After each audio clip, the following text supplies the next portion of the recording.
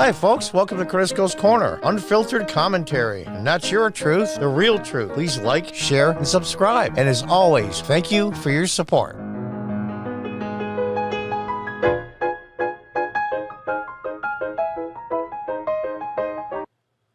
Hi folks, welcome back. Here we go. From Fox News. Mainstream media fume over dad saying, "Let's go Brandon to Biden." Vulgar and right-wing slur. Oh, gosh. Media refers to phrases a vulgar insult and a right-wing slur. Are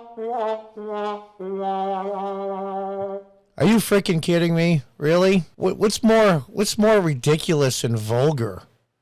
Saying that the President of the United States is a Nazi? Saying the President of the United States wants to have children die? That's what they said for years, that the President of the United States this and Trump that, and he's this and he's that, and his wife is this and his wife is that. And when President Trump's brother died, everybody on the left anyway said the wrong brother died. You mean that's not vulgar? That's not in poor taste? Then a little, "Let's go Brandon"? Yeah, so we got trolled. And it probably will screw up the guy's life for a while. My advice to the guy, if he has a slim chance of hearing this from me or anybody else that listens to this channel, is just ignore it. The progressive attention span of a 3-year-old, and they'll move on to something else. Just let it go. But let's read, because their panties are in a twist.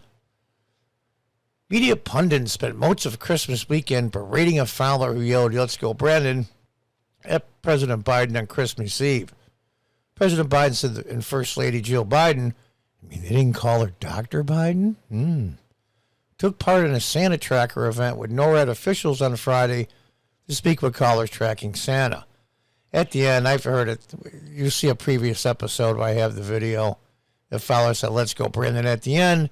And Joe Biden, as clueless he is, says, "I agree." And at the same time, you saw Mrs. Biden's head go down like, "Oh, crap."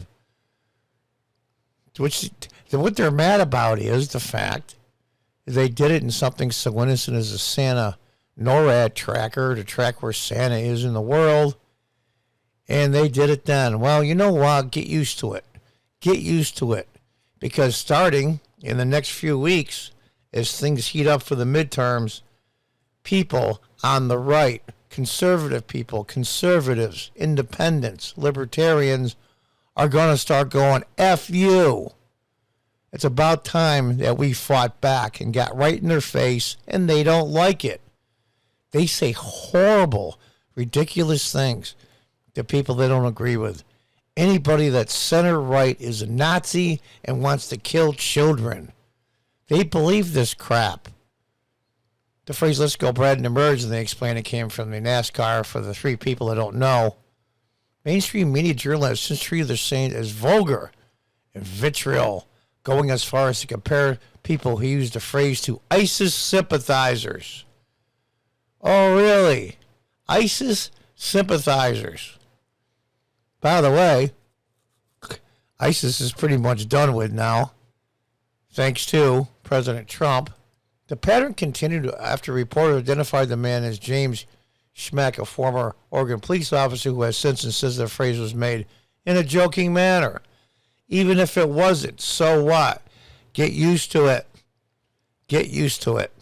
It's like the bully that picks on the same kid over and over and over at school. And then the kid turns around and takes a swing at him and punches him right in the mouth. And the bully starts crying, "Oh, he hit me, he hit me." Meanwhile, for the last year, this bully's been pounding this kid, and nobody said squat. Get used to it, morons. It's not polarizing, it's called fighting back. Somehow, let's appear to disagree with titles like NBC's parents use right-wing slur during Biden call, and ABC's Fowler uses vulgar insult. Slate also referred to the phrase as a right-wing slur. What has become a traditional White House holiday call on children tracking Santa took an awkward turn. Became popular in right-wing circles, like the OK sign with your hand is now a white supremacist sign. OK is now evil. These people are nuts. Yeah, he got embarrassed. You know what? It's a sign of a person's character. When somebody plays a joke on them that really makes them look badly and they laugh it off. CNN was particularly harsh. There's a shocker. Jerry Diamond tweeted, White House correspondent for CNN, if you think it's appropriate to tell someone, anybody really, to go F themselves after they gave our kids the time of day at Christmas, it says a lot more about your personal character than anything else. That's all. Oh, really? Well, there's some horrific things that were being said concerning conservative people. It's amazing to me. You know, they had progressives saying and hidden cameras that Bernie people were going to round up these conservatives and put them in camps, re-education camps, take away their children.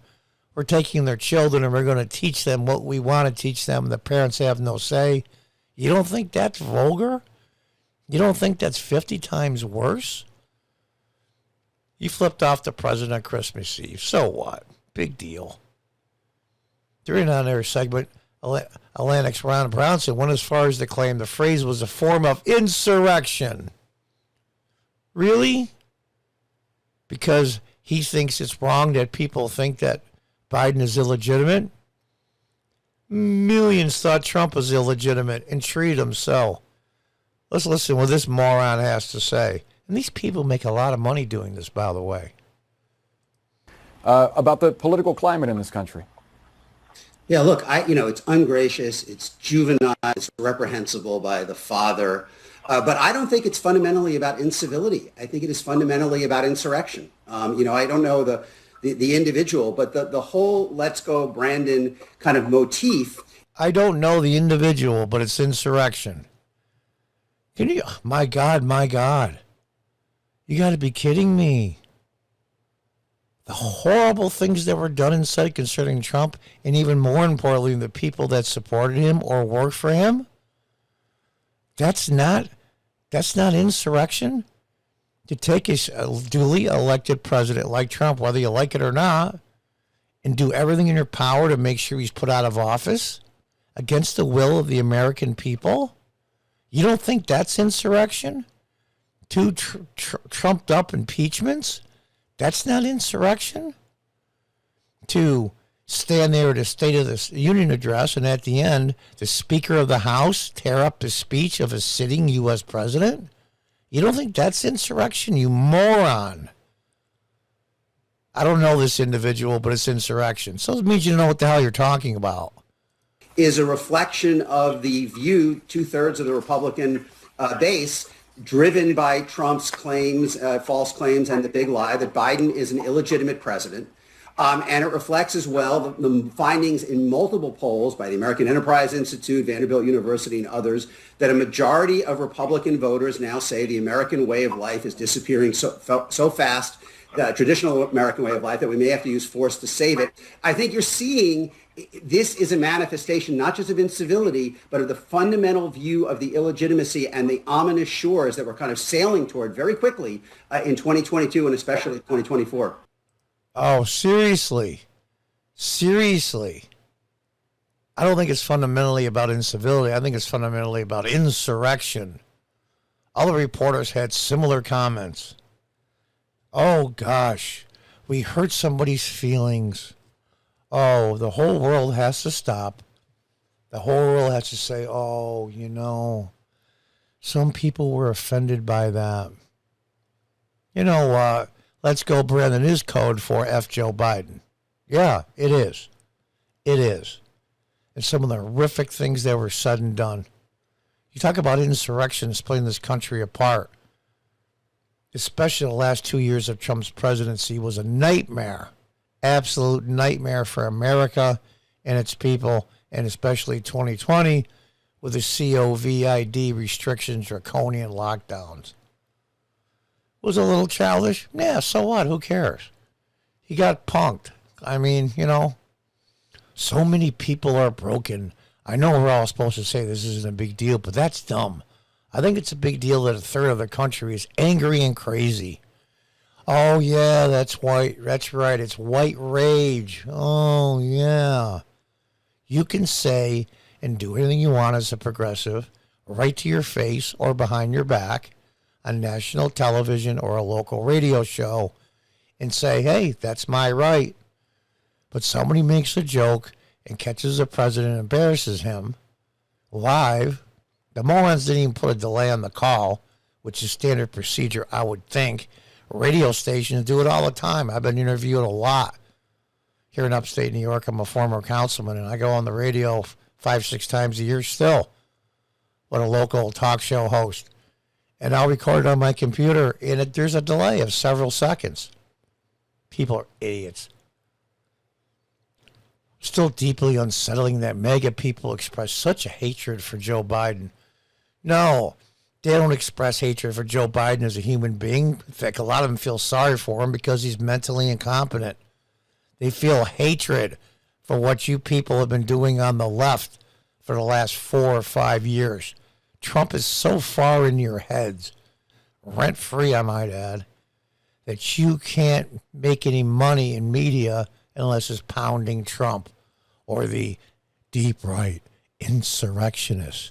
It's pitiful. I had to explain to someone what Lesko branded meant. Unless you've been living on Mars, it's just the way it is. So you know what? Bite me. These people suck so bad. They really do. Get used to it, folks. Because that's the one thing that the progressives and the Democrats hate, is the fact that Donald Trump, with his America First agenda, finally taught a good 30, 40, 50% of conservative people how to fight back. They're using the same tactics and the same nonsense that the progressives pull, and they don't like it. Well, you know what? Honestly and truly, seriously, progressive Democrats, here's my New Year's resolution to you. Kiss my... And until next time, goodbye and good luck.